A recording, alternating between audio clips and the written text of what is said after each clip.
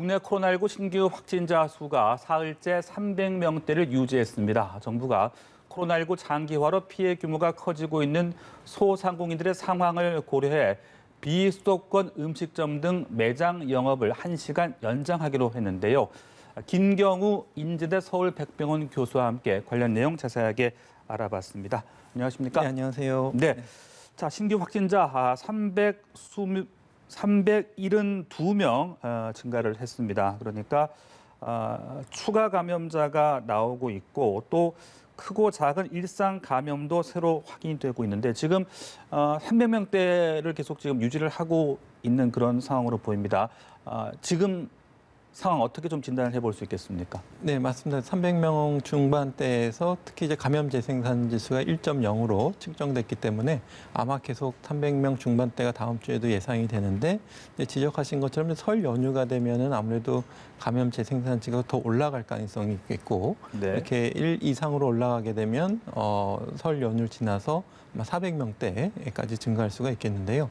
이 감염 재생산 지수가 1에서 얼만큼 더 증가할 거냐에 따라서 증가 속도가 결정될 수가 있겠는데 아무래도 설 연휴가 되면은 이제 많은 분들이 이동을 하시고 우리가 확진자 수로 찾아내는 감염자뿐만 아니라 검사를 받지 않은 숨은 감염자, 조용한 전파도 있기 때문에 그런 분들이 지역을 이동하면서 접촉이 많아지면서 또 여러 모임이 많아지면서 네. 전파가 더 확산될 가능성이 충분히 있기 때문에 우리가 설 연휴 방역을 어떻게 하느냐에 따라서 우리가 2월 말 3월 초까지 확산세가 지속될 가능성이 있겠고요.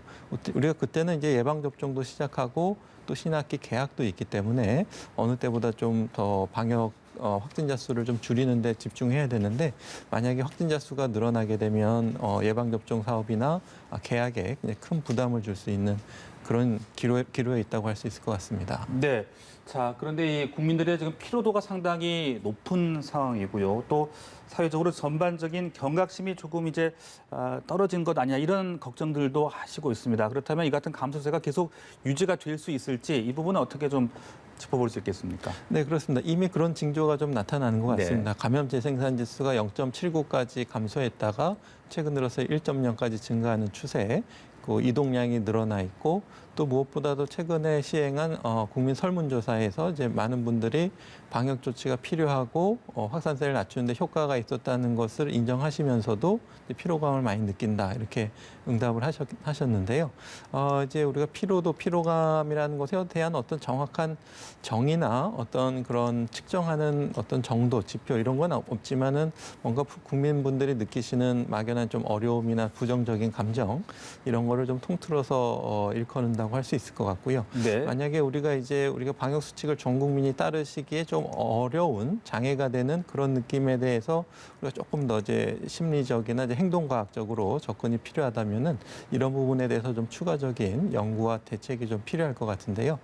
일단은 좀 전 국민들이 방역 수칙이 필요하다면서 어려움을 감수하고 잘 지키고 계신데 또 일부 또 너무 고의로 방역 수칙을 좀 잘 안 지키시고 이런 분들을 보면 좀 허탈감이 드시는 것이 더 피로도에 영향을 미칠 수도 있겠고 네네. 또 국민들이 이렇게 노력하시는 만큼 어떤 긍정적인 보상 같은 것들이 있다면 좀 피로도의 감소에 좀 도움이 될 수가 있기 때문에 여러 가지 다양한 캠페인 같은 것들이 좀 도움이 될 수 있을 것 같고 또 긍정적인 사례라든지 그런 것들을 발굴을 해서 좀 홍보한다든지 네. 하면서 국민들께 조금 더 우리가 방역 수칙을 지키는 것에 대한 어떤 필요성, 또 연대 화합 이런 것들이 필요할 것 같고 뭔가 차별이라든가 뭐 낙인 이런 것들은 오히려 피로도를 좀 증가시킬 수가 있기 때문에 네.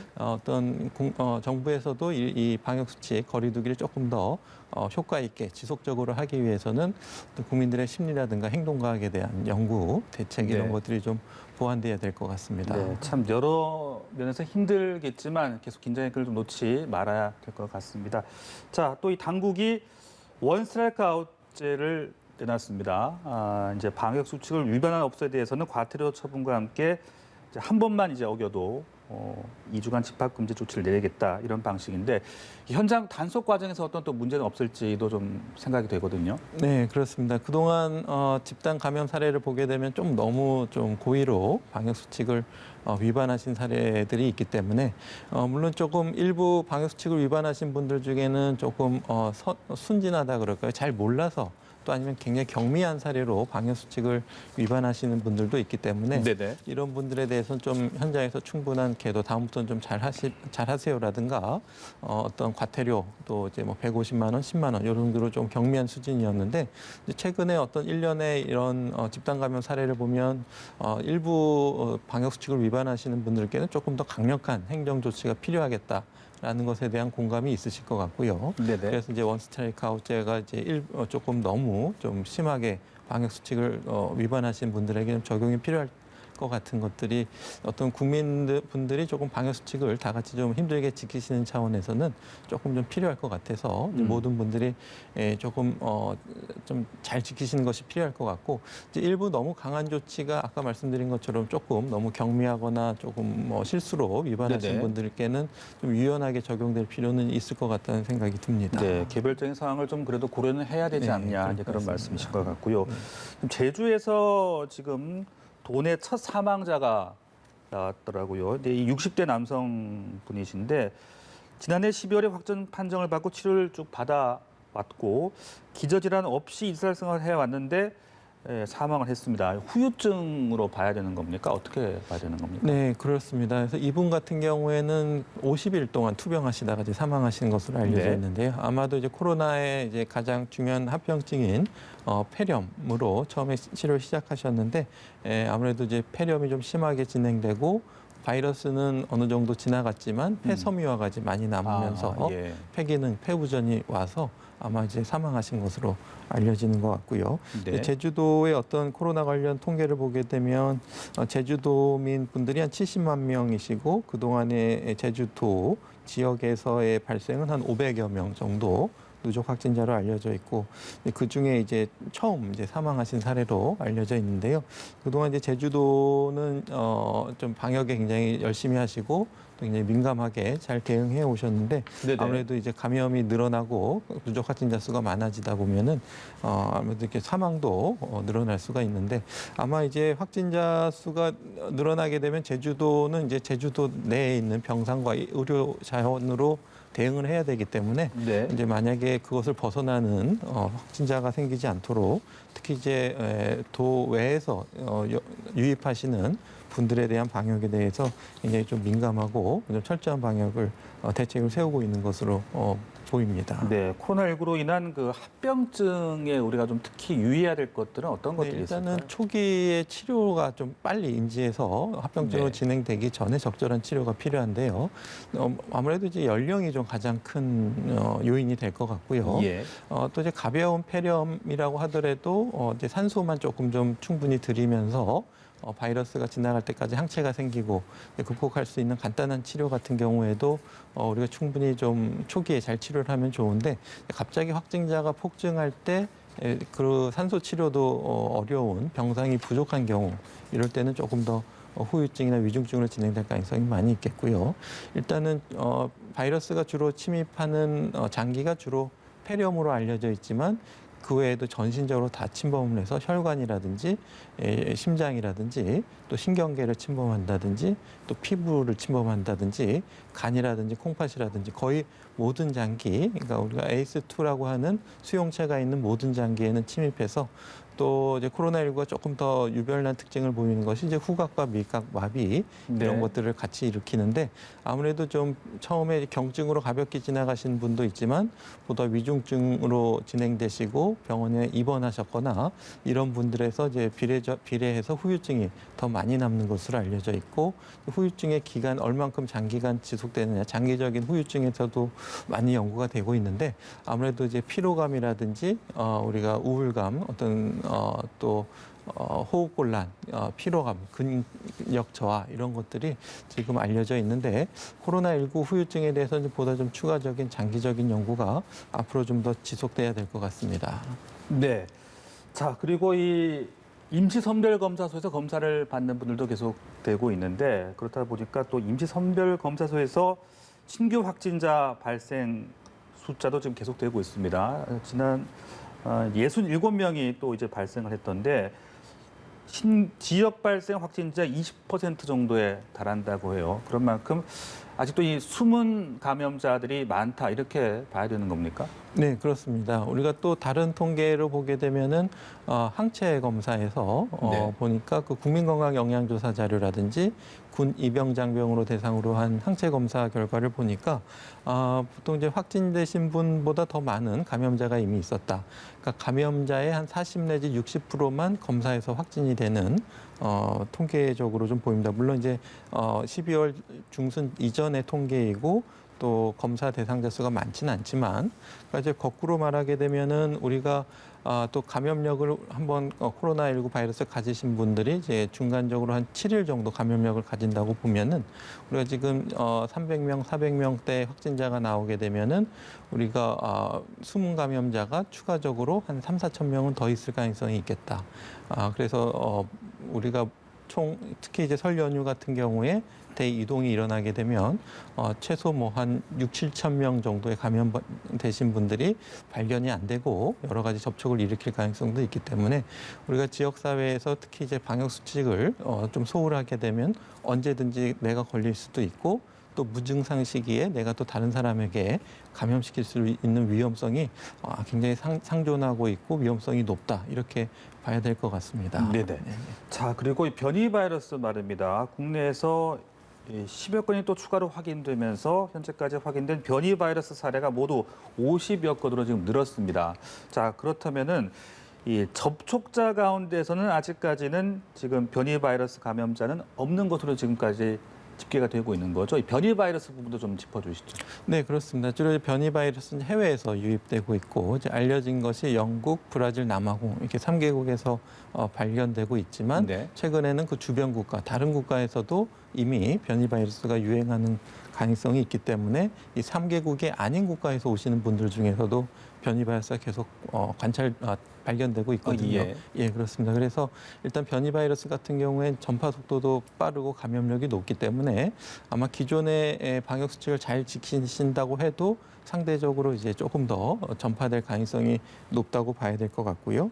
지금 보게 되면은 같은 항공기를 타고 오신 분들 중에서도 이제 확진자가 발생했는데 아마 그분에 대한 바이러스에 대한 유전자 검사가 필요하겠지만 아마 같은 항공기를 타신 근처 좌석에 계신 확진자도 변이 바이러스에 감염될 가능성이 많기 때문에 네. 일단은 우리가 변이 바이러스는 결국 언젠가는 국내로 유입될 가능성이 있겠고 이미 들어왔는데 우리가 모르는 것일 수도 있겠고요. 네. 그렇기 때문에 지금 변이 바이러스가 최대한 들어오는 것을 늦추고 하기 위해서 해외 유입 방역 관리를 보다 철저히 하고 직항 노선을 차단한다든지 이런 노력들이 필요하겠지만 지역 사회에 이미 들어왔을 변이 바이러스가 확산되지 않도록 예. 저지하는 노력들이 굉장히 필요할 것 같은데요. 그 방법은 오로지 이제 방역 수칙을 잘 준수하시고 철저한 네. 거리두기를 잘 유지하시는 것이 필요할 것 같고 또 이제 해외 입국자분 같은 경우에는 2주간 의무적으로 자가격리를 하시는데 일부는 이제 시설에서 격리하시지만 이제 국내에 연고가 있고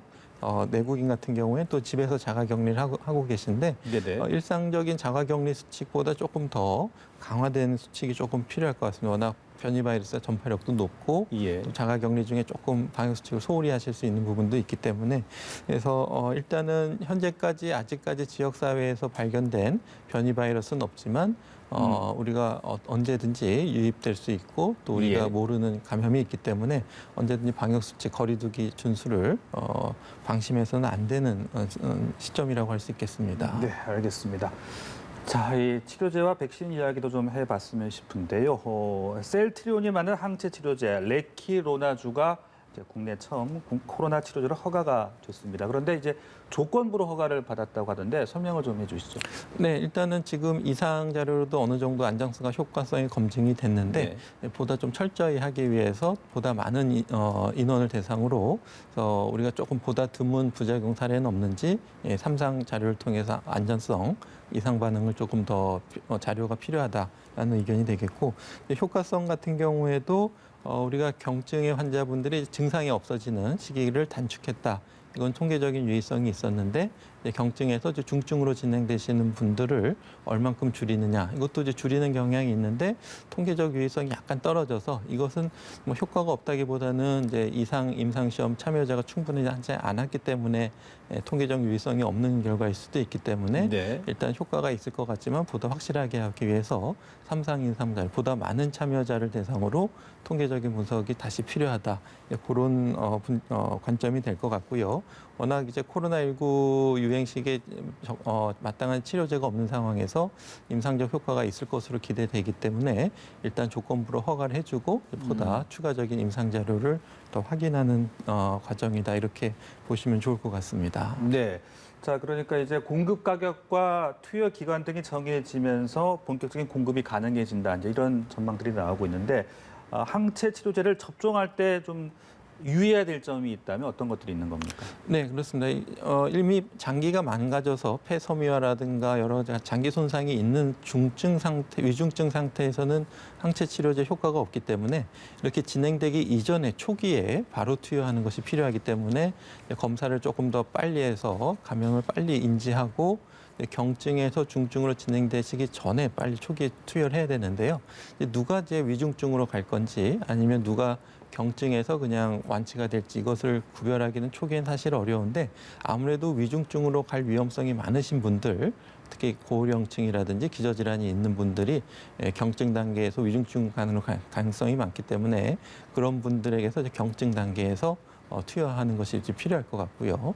그다음에 이것이 이제 그 정맥 주사로 해야 되기 때문에 그리고 이제 의료기관에서 어느 정도 모니터링이 필요하기 때문에 우리가 이제 이것을 의료기관에서 이제 어떻게 할 것이냐 이것이 필요할 텐데 생활치료센터에서는 우리가 어느 정도 감시는 되지만 직접적인 의료 투약 같은 것이 좀 어려운 점이 있기 때문에 아마 지금 감염병 전담병원에 여유 병상이 있다면 물론 이제 추가적으로 임상에서 정해져야 되겠지만은 추가적인 여유 병상이 있다면 좀 고령층의 어르신들 같은 경우에는 진단 초기에 생활치료센터로 가시지 말고 일단 감염병 전담병원에서 먼저 평가를 하고 또 본인이 원하시고 적응증이 되시는 분들은 이런 항체 치료를 먼저 투약하고 관찰하는 이런 절차가 필요하지 않을까 싶은데 그러기 위해서는 의료기관에서 투여하기 위해서는 그만큼 감염병 전담병원 의료기관 여유 병상이 좀 많아야 되기 때문에 네네. 이것에 대해서 이제 적절하게 어떤 분들에게 투여할지에 대해서 추가적인 임상 지침이 조금 필요할 것 같습니다. 네, 알겠습니다. 지금까지 코로나19 관련 상황들 인제대 서울백병원 김경우 교수와 함께 자세하게 알아봤습니다. 말씀 고맙습니다. 네, 감사합니다.